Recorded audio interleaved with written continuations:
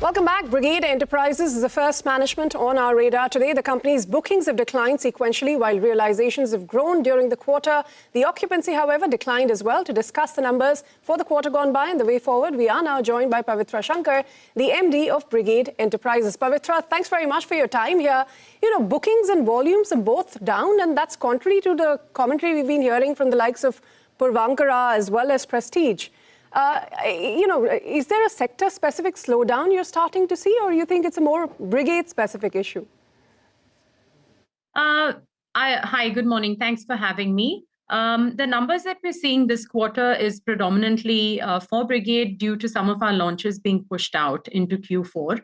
Apart from that, we don't see any major changes on ground. Over the last year or so, we've been seeing the demand shift more towards premium housing, where the absorption has been more of a stabilized manner instead of a very rapid absorption that we saw over the last few years as there was a pricing discovery going on. So we don't really see anything major in terms of on-ground effect other than the pricing increases over the last few years within our portfolio and overall in the industry in general that had gone up substantially, driving up ticket sizes as well. So we're seeing a stabilization of that demand across all our markets, Bangalore, Chennai, and to an extent Hyderabad, which is still able to absorb fairly high ticket sizes. So does that mean this 15 to 20% sort of bookings growth guidance that you had given for the full financial year stays? And since you spoke about ticket prices, you had taken price hikes around 5 to 10% across your projects. Were they absorbed easily, or maybe there was some push here? For the ticket sizes that we're talking about and the price increases, they have been absorbed well. It's a mix of price hikes in the existing projects as well as new projects that get launched in the course of the quarter or in the course of the year. But our outlook has been that pricing when we launch the project is coming in at the right expectation for customers as well. So we're not trying to take it up substantially beyond that as well. So we're still able to meet our profitability requirements for each project. In terms of the end of year numbers, the dependency is still heavily there on launch. I think that has been part of the narrative for the last few years for us and industry. A lot of the numbers tend to be back-ended in the second half of the year. Some of the launches that we would have wanted to see in Q3 have slipped into Q4. But on ground, the demand is not a cause for concern. It is just about timing and getting the approvals on time and being able to get those numbers related to that. So you're sticking to 15 to 20% kind of a target despite the 9-month decline that we've seen where bookings are down 15%, or do you think you may need to revise that guidance? Again, the numbers that we hope to do every year are heavily dependent on launch. If I don't get the approvals for some of the launches that we're expecting to do in Q4, we may not be able to make that number. So again, as I said, it depends on those approvals coming through because we are seeing about 50-50 contribution in our projects, in our numbers from existing projects and new launches. That's what we've seen over the last 9 months.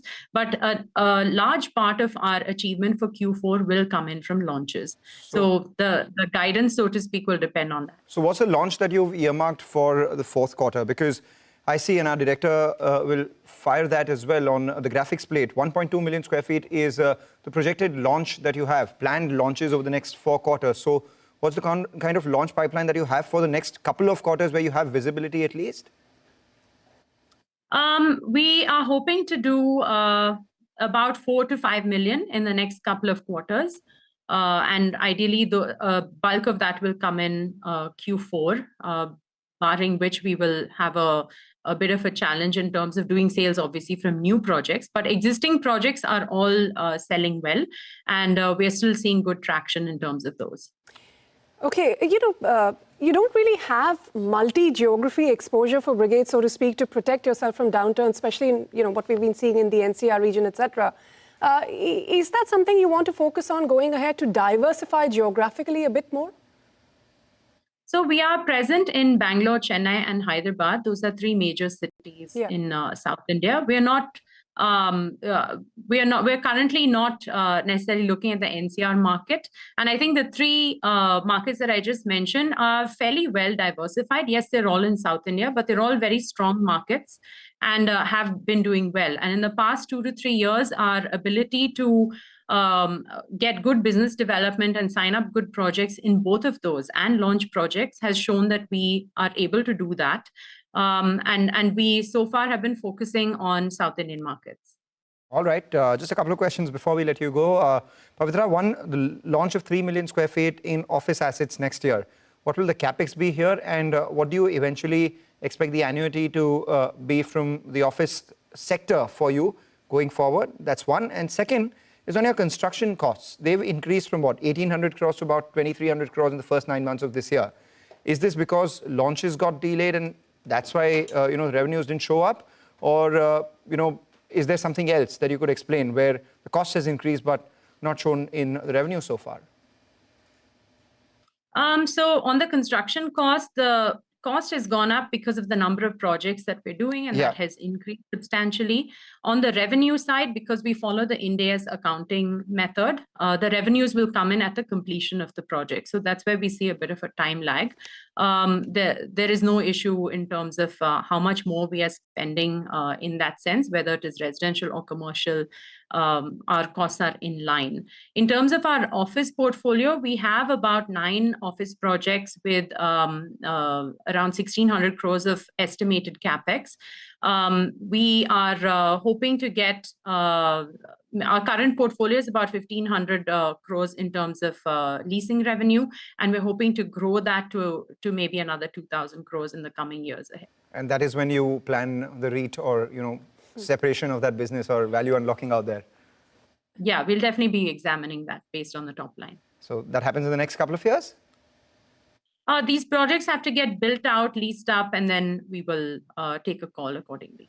All right, take that point. Thank you so much for joining in and giving us an outlook to your business. The fourth quarter obviously depends on the launches, the sort of bookings growth that you've earlier guided for, whether you get those approvals in time or not. But over the next 4 quarters, 12 million square feet worth launches are planned, and 4 or 5 million, of course, realistically could happen in the next couple of quarters itself. Meanwhile, just looking at the market right now, the Nifty is